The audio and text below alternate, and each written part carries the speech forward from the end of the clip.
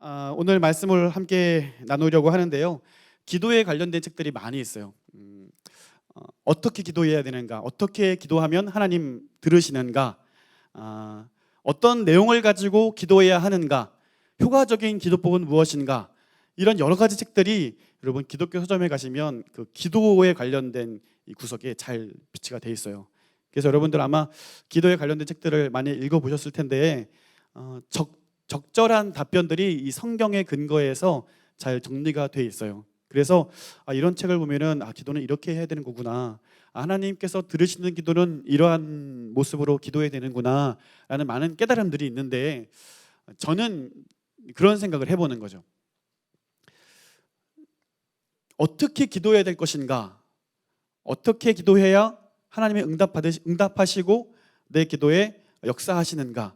이런 것들을 생각하기 전에 그 기도에 응답하시고 그 기도를 원하시는 하나님은 어떤 분일까라는 생각을 해보게 됐습니다. 특별히 제가 목사로 서 있어서 기도할 때 목이 쉬도록 뜨겁게 이렇게 기도를 하면서 가끔 그런 생각하는 거예요. 내가 이렇게 기도하는 걸 하나님이 들으실까? 회중들을 선동하기 위해 내가 쇼를 하고 있는 건 아닐까? 이런 생각을 문득 하는 거예요. 내가 무엇 때문에 이렇게 간절히 기도해야 되는가? 이렇게 해야만 하나님 들으실까? 이러한 고민이 저에게도 있는 겁니다. 여러분은 어떠십니까? 기도하는 그 시간에 하나님께서 여러분의 기도를 들으신다고 믿으십니까? 여러분 잠잠히 기도하는 그런 시간들, 혹은 사람들이 모여서 함께 기도하는 그런 시간들을 통해서 내가 열심히 기도하는데 하나님 정말 그 기도를 들으신다라고 여러분 생각하십니까? 오늘 그러한 고민들 함께 했으면 좋겠어요. 친밀한 대화, 기도, 이것이 오늘 기도 제목인데 시편 74편 말씀을 우리가 함께 묵상하면서 이 시편의 저자는 어떤 하나님을 기대하고 있고 또 어떤 상황 가운데 하나님께 기도하고 있는가 오늘 우리가 볼 수 있으면 좋을 것 같아요. 기도의 방법보다 오히려 하나님이 어떤 분인가를 주목할 수 있으면 좋겠습니다. 그래서 만약에 우리가 하나님이 어떤 분인가를 알 수 있다면, 하나님이 어떤 분인가 우리가 알 수 있다면 분명히 우리의 기도는 달라질 것입니다. 그 받으시는 하나님, 기도를 들으시는 하나님, 그 하나님께 집중되어 있을 때 우리의 기도는 분명히 달라질 겁니다. 어쩌면 우리 가운데는 형식적인 기도가 습관처럼 되어 있는 분들이 있을지도 몰라요. 상황 때문에 해야만 하기 때문에 아주 그냥 눈을 감으면 습관처럼 나오는 그런 말들, 때로는 하나님이 좀 멀리 계신 분이거나 혹은 엄격한 분이어서 절제되거나 아주 정제된 그런 단어들만 모아서 기도해야 받으신다라고 생각하는 분들도 있을지 몰라요. 사랑의 하나님이시기 때문에 누군가를 원망하고 비난하고 원색적인 마음으로 그 마음을 품은 채로 기도하는 것을 하나님은 경거망동하게 생각하시고 오히려 우리의 하여금 분노하실지도 모른다, 이런 두려움이 우리에게 있을지도 모르겠어요.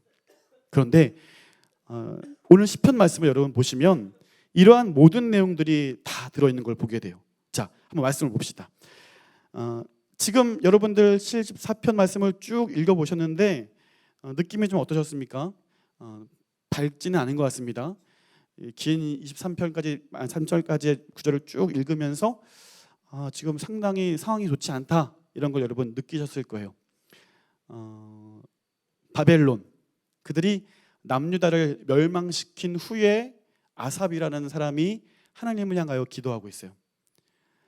예루살렘 성벽이 무너졌고 성문도 불탔고 모든 유대인들, 많은 유대인들을 잡아서 무참하게 짓밟고 또 남아있는 자들을 바벨론으로 포로로 이끌어 갔고 남아있는 자들은 고통을 당해요. 심지어 성전까지도 무너지고 불타고 성전의 기물들도 다 빼앗겨서 모든 것이 무너지고 멸망한 그러한 상태 가운데 하나님을 향하여 기도하고 있어요. 그런 절망적인 상황 속에서 오늘 시편을 이해하기 위해서 여러분 좀 단락을 나눠볼게요. 1절부터 11절까지 내용을 보면 지금 이스라엘이 당한 그 절망스러운 상황들에 대하여서 하나님께 탄식하고 있죠. 이러한 상황들에 대하여서 하나님께 절망하고 있는 모습을 볼 수 있어요. 그리고 12절부터 17절까지 내용을 보시면 과거에 하나님께서 이스라엘 백성에게 부셨던 놀라운 구원의 일들을 회고하고 있어요. 회상하고 있어요. 그리고 18절부터 23절까지 내용을 보시면 비로소 하나님께 지금 당장 필요한 하나님의 구원을 간절히 고대하고 하나님께 기도하고 있어요. 먼저 지금 당한 절망이 어떤 상황들인지 1절 말씀을 통해 한번 봅시다. 자, 1절 말씀 다 함께 읽어보겠습니다. 시작.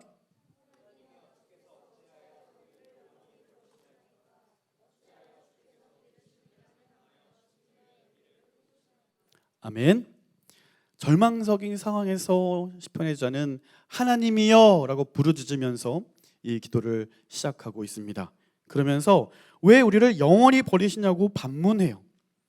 아시다시피 실제로 하나님이 그들을 버렸다는 그 통보에 의한 절망이 아니라 마치 지금 처한 상황이 영원히 하나님 우리를 버린 것 같은 상황이라는 거예요. 그도 그럴 것이 바벨론이 얼마나 강성했냐면 북이스라엘을 멸망시키잖아요.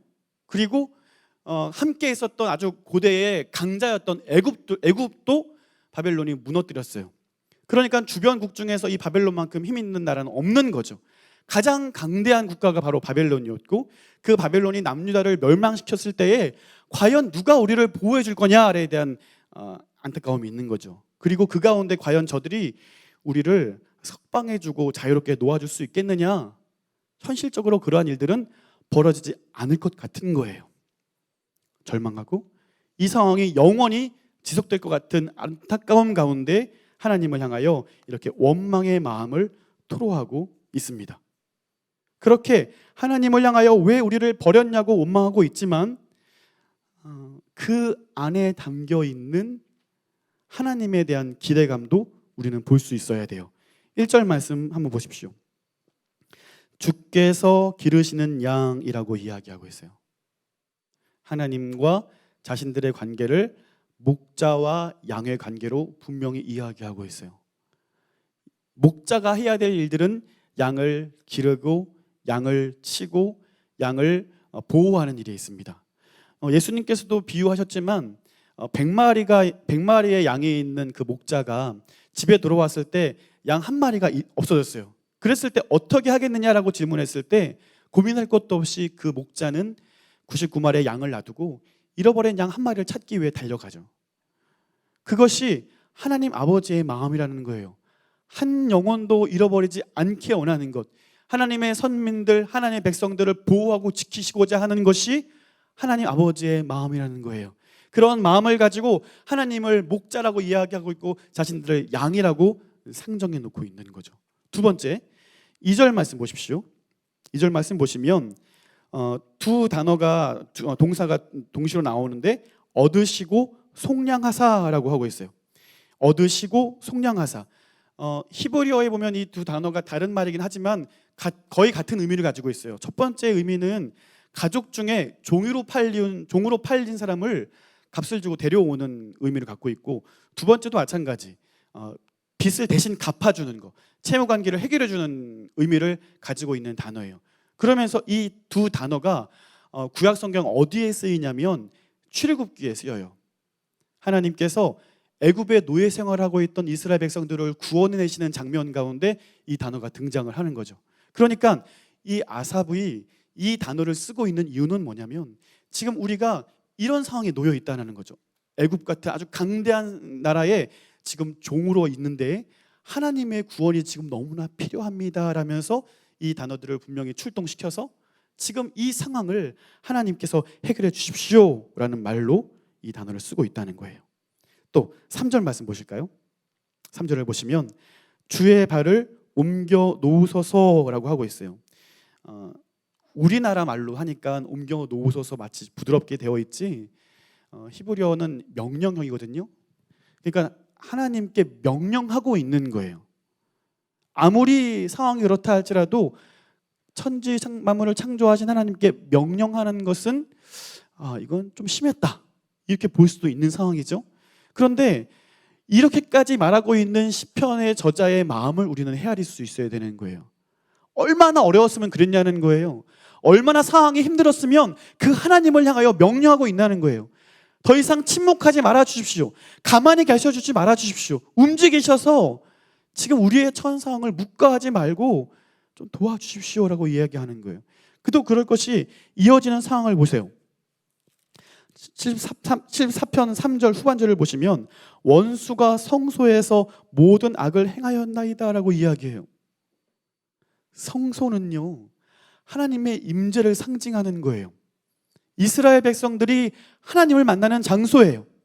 그것은 하나님을 떠올릴 수 있는 곳이에요. 그런데 바벨론이 성소를 무너뜨렸다는 것, 그것을 무참히 짓밟고 무너뜨렸다는 것, 이것은 단순히 이스라엘의 실패가 아니라 누구의 실패예요?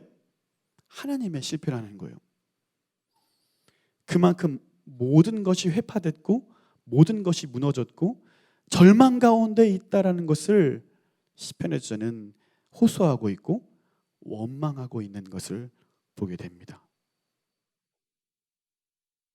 구절도 볼까요? 자, 우리 9절 말씀은 함께 읽어볼게요. 9절 시작.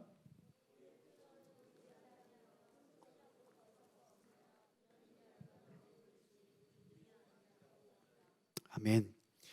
선지자가 없다라고 얘기합니다. 선지자는 하나님의 말씀을 대언하는 사람들이었어요. 하나님의 말씀을 이스라엘 백성들에게 이야기하는 사람들이었어요. 잘 아시는 것처럼 이스라엘 백성들이 하나님을 따르지 않고 우상 숭배하고 하나님을 멀리 떠났을 때 그때마다 등장해서 돌아오라, 돌아오라, 회개하라. 하나님의 심판이 가까이 왔다. 하나님 말씀을 대언하고 그들에게 경고하고 그들에게 회개의 메시지를 선포하는 사람들이 선지자였다는 거예요. 그런데 선지자가 없대요. 그 말은 곧 하나님의 음성이 들려지지 않고 하나님의 계획도 알 수 없어서 우리가 어디로 가야 할지, 우리가 마치 지금 죄 가운데 있지만 무엇이 죄인지도 알지 못하는 그런 참혹한 실상을 얘기하고 있는 거예요. 이어지는 10절 말씀 보십시오. 언제까지라고 이야기해요. 11절을 보세요. 어찌하여 라고 원망의 마음들을 계속해서 그 불편한 신경들을 이야기하고 있어요.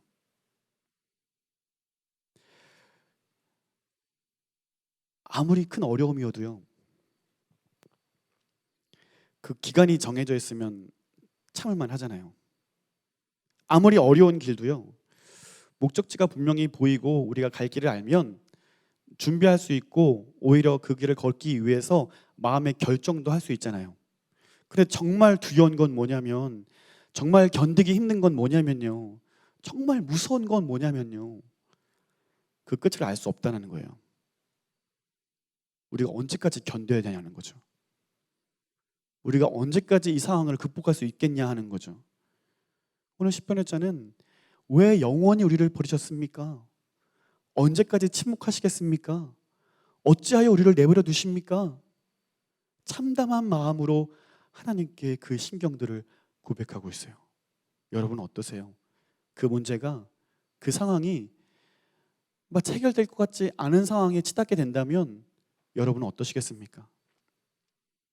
절망하시지 않겠습니까? 뭔가 해보려고 노력은 합니다. 하지만 점점 무력해지고 점점 힘이 빠져서 아무것도 할 수 없는 무력감에 빠지지 않겠습니까? 더 이상 그 어떤 것도 기대하지 못하게 되지 않겠습니까? 오늘 아삽은 그런 참담한 상황 가운데 하나님께 그 불편한 마음을 이야기하고 있어요. 하나님, 언제까지 우리를 내버려 두시겠습니까? 하나님, 왜 우리 민족을 이토록 이방인들이 짓밟도록 가만히 계십니까? 성전이 무너지고 있지 않습니까? 하나님, 왜 침묵하시고 그 강한 오른손을 품에 끼고 빼지 않으십니까? 그 발을 옮겨 놓으셔서 당장 저 바벨론을 심판하여 주시고 당장 이 어려운 문제들을 해결해 주셔야지 않겠습니까? 라고 아삽은 하나님을 향하여 그 불안한 마음을 이야기합니다. 절망 중에 하나님을 향한 원망이 그 기도에 있어요. 벌어진 문제를 보면서 자신에게 문제를 찾기보다는 오히려 그 모든 책임이 하나님께 있지 않느냐라면서 그 모든 원망을 하나님께 쏟아내고 있어요. 너무나 큰 문제여서, 또 그런 상태가 너무나 오래되고 너무나 오래되어서 절망하고 침묵하고 계시는 하나님을 향하여서 냉소적인 마음도 품고 있어요. 이것이 하나님의 백성인 이스라엘, 그들이 올려드리는 기도의 내용들입니다. 하나님께서 이러한 기도를 들으시면서 참 버르장머리 없다 라면서 그들을 꾸짖으시거나 그들을 더욱 흩어놓지 않으세요. 지금 이 상황을 겪고 있는 남유다 사람들은 이해하지 못하고 예측하기 어렵겠지만 70년이 지난 이후에 하나님의 놀라운 방법으로 그들을 예루살렘으로 귀환시켜 주시죠. 힘이 모이는 대로 그들은 성전을 다시 한번 만들고, 힘이 모아지는 대로 다시 한번 그들은 성벽을 재건하여서 다시는 우리가 수출당하지 말자라면서 다시 한번 하나님께 돌이키는 그런 일들이 이 모든 역사 이후에 벌어지는 것을 우리는 알 수 있어요. 이때에도 이스라엘 백성들은 하나님을 향하여 기도하고 있다는 겁니다. 그런데 이러한 아무리 원망의 마음들을 품고 하나님을 향하여 부르짖어도 하나님께서 꾸짖지 않으신다는 사실을 우리는 기억해야 돼요. 왜냐하면 아무리 미워도요, 아무리 그 모든 책임을 하나님께 돌린다 할지라도요, 아무리 그 불편한 마음들을 하나님께 원색적으로 이야기한다 할지라도요, 그것을 하나님께 이야기한다는 것이 어떤 의미가 있냐는 겁니다. 그 모든 마음들을 가지고 다른 어떤 힘 있는 사람들을 의지하지 않고 하나님께 얘기한다는 것은 이면에 어떤 의미가 있냐는 거예요. 그래도 하나님을 기대하고 있다라는 것 아니겠습니까? 시편의 저자가 11절 동안 이어지는 모든 상황들 통해서 하나님의 도우심을 강력하게 구하지는 못하고 있어요. 하지만 이렇게 이야기하고 이런 슬픔들을 토로하고 이런 원망의 마음들을 이야기하는 그 이면에는 하나님만 우리를 도우실 수 있습니다. 하나님만 우리를 보호해 줄 수 있습니다. 세상 그 누구도 그 어떤 것도 아닌 하나님만이 우리를 지켜주실 수 있습니다라는 그 간구가 그들의 부르짖음 가운데 있다라는 겁니다. 여러분, 기도는 살아계신 하나님과 대화하는 것입니다. 듣기 좋은 말, 일상 언어가 아닌 그런 정제된 단어들, 감정과 기분을 제어한 그런 수려한 언어들, 마음에도 없는 필요에 의해 어쩔 수 없이 하는 그런 기도들, 그것이 죽은 하나님이라면 상관없겠지만 살아계신 하나님이라면 그러한 기도를 들으실 때 어떤 생각을 하실까요? 전혀 감정과 전혀 마음에 동하지 않는 필요에 의한 기도들을 들으시는 하나님의 입장은 어떤 마음이실까요? 여러분도 알지 않습니까? 다른 사람들과 대화할 때 여러분의 마음에 들어오지 않는 그런 대화들, 전혀 공감이 되지 않는 대화들을 기뻐하십니까? 아니면 여러분의 마음에 들어오는 그런 공감이 되는 대화들, 함께 기뻐하고 함께 슬퍼할 수 있는 그런 대화들을 기뻐하십니까? 여러분은 어떤 대화를 기뻐하세요? 똑같은 거라는 거예요. 하나님께 우리가 뭔가를 기도하고 우리의 마음들을 이야기할 때 살아계신 하나님을 우리가 인정하지 않고 그냥 후다닥 우리의 이야기를 다 쏟아버리고 기도 끝, 돌아설 때에 하나님이 그런 기도를 원하실까 하는 거죠. 그런 대화를 참 기쁜 대화였다라고 생각해 주실까 하는 거죠.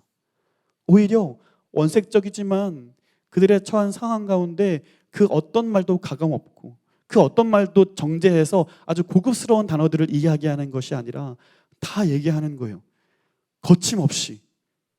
때로는 날선 말도, 때로는 하나님 보시기에 좀 민망한 이야기들도 하나님께 다 고하는 거예요.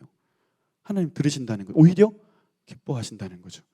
그리고 그 하나님께 이렇게밖에 기도할 수 없는 그러한 기도의 당사자들을 하나님 주목하시고 기뻐하신다는 겁니다. 기도의 능력이 여기 있는 거예요. 하나님께 기도하는 사람들에게 하나님이 빛을 선사하시는데, 하나님께 기도하는 자들에게 하나님께서 구원해 주시고 능력을 행하시는데, 여전히 문제들이 시퍼렇게 날쏘여 있어서 날 향해 있는데 나와 함께 하시는, 내 기도를 들으시는 하나님 때문에 내가 오늘을 살아갈 수 있는 힘과 능력을 얻는 거예요. 자, 이어지는 12절의 말씀을 보십시오. 우리 12절 다 함께 읽어보겠습니다.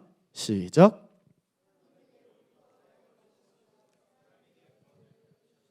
아멘. 그 모든 원망을 쏟아낸 이후에 과거에 하나님께서 우리에게 베푸신 구원을 기억하는 거예요. 바벨론은 여전히 우리를 위협하고 있지만 그 과거에 하나님께서 우리에게 베푸셨던 모든 일들을 떠올리는 거예요. 이게 어떤 의미가 있나 하는 거죠. 과거에 그랬는데 현재 어쩌라고 이렇게 이야기하실 분들이 있을지 모르겠어요. 하지만 과거에 하나님을 찬양하는 이유는 단 한 가지인 거죠. 과거에도 하나님의 그 놀라운 방법으로 우리의 선조들을 이끌어내신 것처럼 우리도 이끌어내실 수 있습니다. 고백하는 거예요. 그래서 12절부터 15절까지 내용을 보시면 출애굽의 장면들을 떠올리면서 회상하고 있어요. 하나님의 그 능력의 손으로 대적들을 무찌르지 않으셨습니까? 하나님의 그 능력의 손으로 바위를 쪼개어서 물을 주시지 않으셨습니까?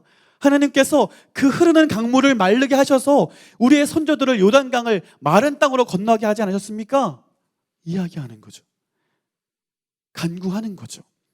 하나님의 도우심을 기대하면서 그들 역시 하나님의 일하심을 고대하며 기도하게 되는 겁니다. 기도할 때 하나님의 살아계심으로 인하여서 기뻐할 수 있게 되는 거죠. 우리가 기쁘게 찬양했던 것처럼 수많은 것들이 내게 없다 할지라도 여호와 하나님으로 인하여 기뻐합니다, 만족합니다 고백할 수 있는 거죠. 두려움에 떨고 있는 아브라함에게 하나님 말씀하시잖아요. 두려워하지 말라. 내가 너의 방패요, 내가 너의 큰 상급이다. 기도하는 사람들에게 주시는 하나님의 음성인 줄로 믿습니다.